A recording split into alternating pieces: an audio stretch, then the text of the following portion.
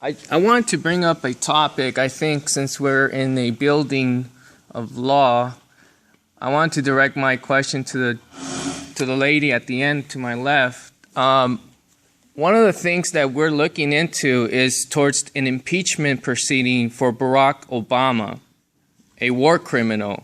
And by your implications, since the United States is implicated in the uprising of these terror networks, particularly in the fact that Obama has continued the Bush administration warfare on the Middle East illegally with no congressional approval, don't you think that it is time and necessary before a World War III confrontation breaks out?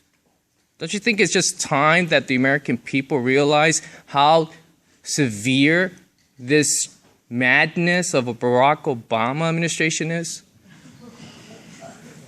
Well, I certainly suggested that some American policies towards the Middle East that, of course, predate the Obama administration are misguided.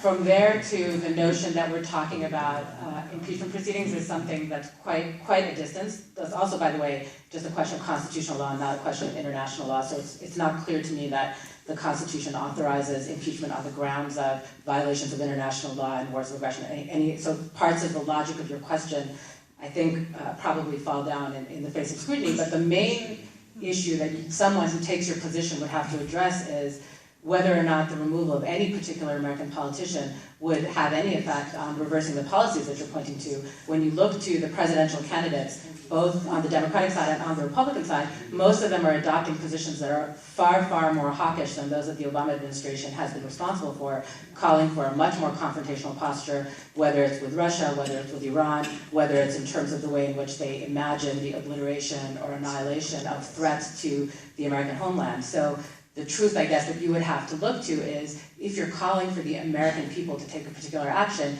it probably behooves you to engage in the kind of grassroots organizing necessary to shift American public opinion away from these policies. And I think there's very little evidence that that movement exists in this country. It does. Congresswoman Gabbard stated Obama's is illegal wars. That's a congresswoman. Illegal wars.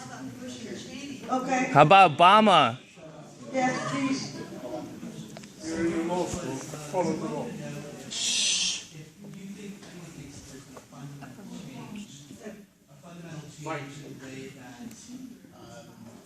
ISIS itself operates